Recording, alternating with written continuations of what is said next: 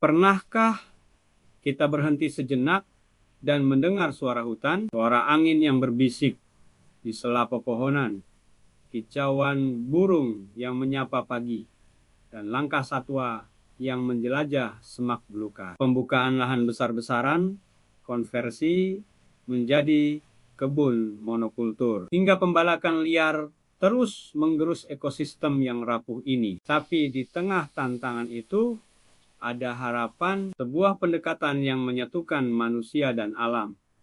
Perhutanan sosial, semua itu adalah denyut kehidupan yang menyatu dalam lanskap bernama hutan. Namun sayangnya, hutan kita tidak lagi setenang dulu. Apa itu perhutanan sosial? Mereka boleh menanam, memanen, bahkan memanfaatkan hasil hutan, bukan kayu, selama tetap menjaga fungsi ekologis hutan. Namun angka itu masih jauh dari potensi sebenarnya yang mencapai lebih dari 12 juta hektar. Perhutanan sosial bukan sekadar istilah kebijakan.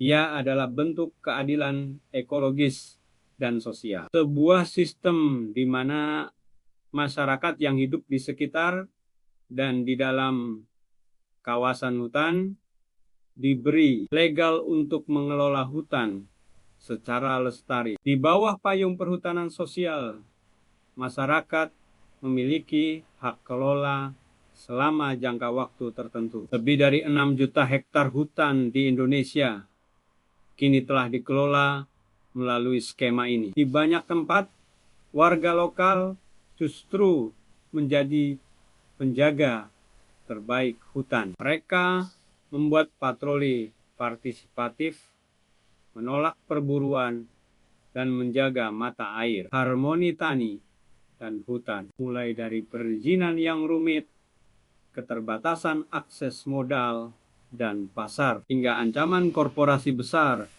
yang ingin masuk ke kawasan yang sama. Salah satu praktik terbaik dalam perhutanan sosial adalah agroforestry, yaitu sistem tanam yang menggabungkan pepohonan hutan dengan tanaman pertanian. Disinilah harmoni itu tercipta antara produktivitas dan keberlanjutan. Tauladang, porang, dan jahe yang menyatu dengan tegakan pohon karet dan jati. Tanaman pangan, tanaman obat, hingga pohon buah lokal dapat dikombinasikan dalam satu lahan yang tetap hijau sepanjang tahun. Di aliran sungai yang kita minum, di udara yang kita hirup, di pangan yang kita nikmati, ketiganya adalah benang merah dari perjuangan menjaga bumi. Menyatukan manusia dan alam, bukan sebagai musuh, tapi sebagai mitra. Bayangkan sebuah ladang kopi yang ditanam di bawah naungan pohon durian, petai, atau mahoni, hoa, Jawa, terenggiling, elang Jawa, hingga kucing hutan bergantung pada kelestarian hutan sebagai habitat alami mereka. Agroforestry bukan hanya meningkatkan pendapatan petani, ia juga menjaga air tetap meresap, mencegah erosi, dan menciptakan habitat bagi satwa liar. Konservasi melindungi yang tak bisa bicara, lebih dari sekadar ekonomi.